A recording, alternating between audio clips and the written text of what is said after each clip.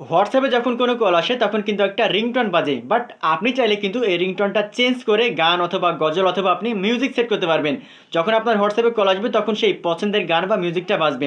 তো কীভাবে তাহলে আপনি হোয়াটসঅ্যাপের এই রিংটোনটা চেঞ্জ করে পছন্দ মতো গান বা মিউজিক সেট করবেন, চলুন আমি সেই প্রসেসটা দেখে দিচ্ছি। ভিডিওটি প্রত্যেকটা হোয়াটসঅ্যাপ ইউজারকারীদের জন্য অনেক ইম্পর্টেন্ট, তাই আমি শেয়ার করে রাখুন, যে কোনো সময় কাজে লাগতে পারে। তো ফার্স্টে আপনি হোয়াটসঅ্যাপে আসবেন, এরপরে উপরের দিকে ডান কর্নারে থ্রি ডট অপশনে ক্লিক করবেন, তাহলে দেখতে পাবেন সেটিংস লেখা থাকবে, আপনি সেটিংসে ক্লিক করবেন।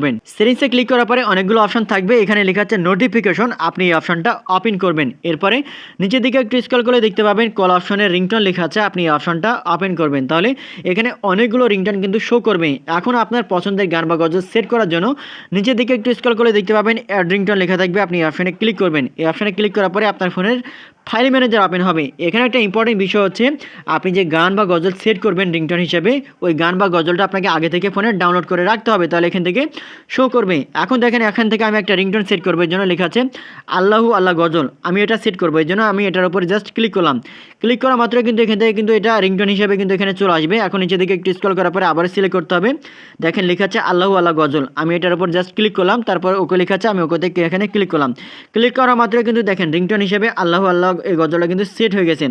আমি এটা আপনাদেরকে ওপেন করে শোনাচ্ছি না, কারণ কপিরাইট চলে আসবে, আপনারা বুঝতে পারছেন, এর জন্য আমি এটা ওপেন করলাম না। আপনারা এটা সিলেক্ট করবেন এভাবে।